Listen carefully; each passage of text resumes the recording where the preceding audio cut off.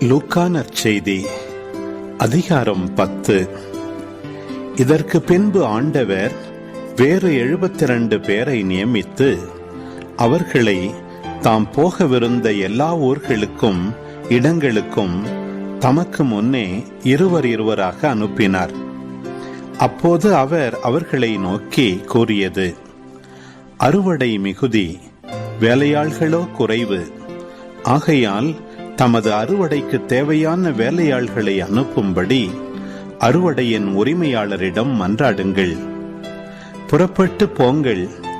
ஓநாய்களிடையே ஆட்டுக்குட்டிகளை அனுப்புவது போல் உங்களை நான் அனுப்புகிறேன். பணப்பையோ வேறு பையோ மிதியடிகளோ எதுவும் நீங்கள் எடுத்துச் செல்ல வேண்டாம். வழியில் எவருக்கும் வணக்கம் செலுத்த வேண்டாம். நீங்கள் எந்த வீட்டுக்குள் சென்றாலும் இந்த வீட்டுக்கு அமைதி உண்டாக்குக என முதலில் கூறுங்கள். அமைதியை விரும்புபவர் அங்கு இருந்தால் நீங்கள் வாழ்த்தி கூறிய அமைதி அவரிடம் தங்கும்.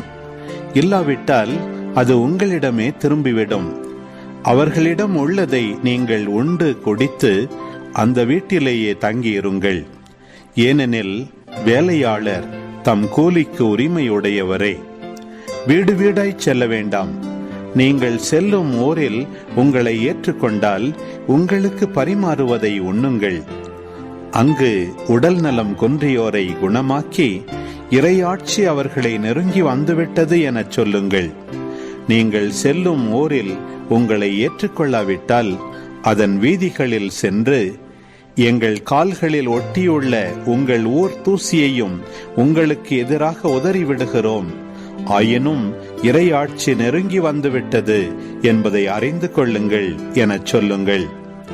அந்த நாளில் அவ்வூர் பெறும் தண்டனை சோதோம் நகரினர் பெறும் தண்டனையை விட கடினமாகவே இருக்கும் என உங்களுக்கு சொல்கிறேன்.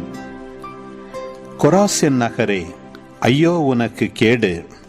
பெத்சாய்தா நகரே, ஐயோ உனக்கு கேடு! ஏனெனில் உங்களிடையே செய்யப்பட்ட வல்ல செயல்கள் தீர் சீதோன் நகரங்களில் செய்யப்பட்டிருந்தால் அங்குள்ள மக்கள் முன்பே சாக்கு உடை உடுத்தி சாம்பலில் உட்கார்ந்து மனம் மாறியிருப்பர். எனினும் தீர்ப்பு நாளில் தீருக்கும் சீதோனுக்கும் கிடைக்கும் தண்டனையை விட உங்களுக்கு கிடைக்கும் தண்டனை கடினமாகவே இருக்கும். கப்பர்நாகுமே, நீ வானளாவ உயர்த்தப்படுவாயோ? இல்லை, பாதாளம் வரை தாழ்த்தப்படுவாய். உங்களுக்கு செவிசாய்ப்பவர் எனக்கு செவிசாய்க்கிறார். உங்களை புறக்கணிப்பவர் என்னை புறக்கணிக்கிறார். என்னை புறக்கணிப்பவர் என்னை அனுப்பினவரையே புறக்கணிக்கிறார்.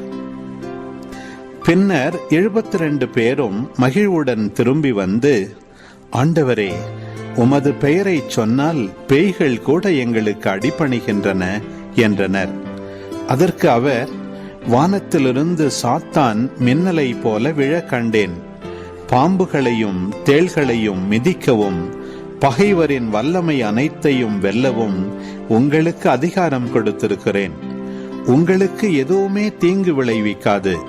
ஆயினும் தீய ஆவிகள் உங்களுக்கு அடிபணிகின்றன என்பது பற்றி மகிழ வேண்டாம். மாறாக உங்கள் பெயர்கள் விண்ணகத்தில் எழுதப்பட்டிருக்கின்றன என்பது பற்றியே மகிழுங்கள் என்றார். அந்நேரத்தில் இயேசு தூய ஆவியால் பேருவகை அடைந்து, தந்தையே, விண்ணுக்கும் மண்ணுக்கும் ஆண்டவரே, உம்மை போற்றுகிறேன். ஏனெனில் ஞானிகளுக்கும் அறிஞர்களுக்கும் இவற்றை மறைத்து குழந்தைகளுக்கு வெளிப்படுத்தினீர். ஆம் தந்தையே, இதுவே உமது திருவுளம் என்றார். என் தந்தை எல்லாவற்றையும் என்னிடத்தில் ஒப்படைத்திருக்கிறார். தந்தையை தவிர வேறு எவரும் மகனை அறியார். தந்தை யார் என்று மகனுக்கு தெரியும். மகன் யாருக்கு வெளிப்படுத்த விரும்புகிறாரோ அவருக்கும் தெரியும். வேறு எவரும் தந்தையை அறியார் என்று கூறினார். பின்பு அவர் தம் சீடர் பக்கம் திரும்பி அவர்களிடம் தனியாக, நீங்கள் காண்பவற்றை காணும் வாய்ப்பு பெற்றோர் பேறு பெற்றோர். ஏனெனில் பல இறைவாக்கினர்களும் அரசர்களும் நீங்கள் காண்பவற்றை காண விரும்பினார்கள், ஆனால் அவர்கள் காணவில்லை. நீங்கள் கேட்பவற்றை கேட்க விரும்பினார்கள், ஆனால் அவர்கள் கேட்கவில்லை என நான் உங்களுக்கு சொல்கிறேன் என்று கூறினார். திருச்சட்ட அறிஞர் ஒருவர் எழுந்து அவரை சோதிக்கும் நோக்குடன், போதகரே, நிலை வாழ்வை உரிமையாக்கிக் கொள்ள நான் என்ன செய்ய வேண்டும் என்று கேட்டார். அதற்கு இயேசு, திருச்சட்ட நூலில் என்ன எழுதியிருக்கிறது? அதில் நீர் என்ன வாசிக்கிறீர் என்று அவரிடம் கேட்டார். அவர் மறுமொழியாக, உன் முழு இதயத்தோடும் முழு உள்ளத்தோடும் முழு ஆற்றலோடும் முழு மனத்தோடும் உன் கடவுளாகிய ஆண்டவரிடம் அன்பு கூர்வாயாக. உன் மீது நீ அன்பு கூர்வது போல் உனக்கு அடுத்திருப்பவர் மீதும் அன்பு கூர்வாயாக என்று எழுதியுள்ளது என்றார். இயேசு, சரியாய் சொன்னீர், அப்படியே செய்யும், அப்பொழுது வாழ்வீர் என்றார். அவர் தம்மை நேர்மையாளர் என காட்ட விரும்பி, எனக்கு அடுத்திருப்பவர் யார் என்று இயேசுவிடம் கேட்டார். அதற்கு அவர் மறுமொழியாக கூறிய ஓமை, ஒருவர் எருசலேமிலிருந்து எரிகோவுக்கு போகும்போது கள்வர் கையில் அகப்பட்டார். அவருடைய ஆடைகளை அவர்கள் உரிந்து கொண்டு அவரை அடித்து குற்றுயிராக விட்டு போனார்கள். குரு ஒருவர் தற்செயலாய் அவ்வழியே வந்தார். அவர் அவரை கண்டதும் மறுபக்கமாக விலகிச் சென்றார். அவ்வாறே லேவியர் ஒருவரும் அவ்விடத்துக்கு வந்து அவரை கண்டதும் மறுபக்கமாய் விலகிச் சென்றார்.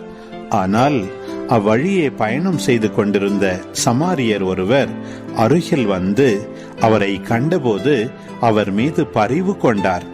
அவர் அவரை அணுகி காயங்களில் திராட்சை மதுவும் எண்ணெயும் வார்த்து அவற்றை கட்டி தாம் பயணம் செய்த விலங்கின் மீது ஏற்றி ஒரு சாவடிக்கு கொண்டு போய் அவரை கவனித்துக் கொண்டார்.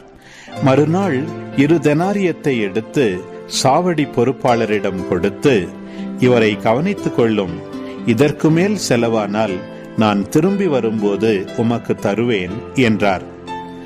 கள்வர் கையில் அகப்பட்டவருக்கு, இம்மூவருள் எவர் அடுத்திருப்பவர் என உமக்கு தோன்றுகிறது என்று இயேசு கேட்டார்.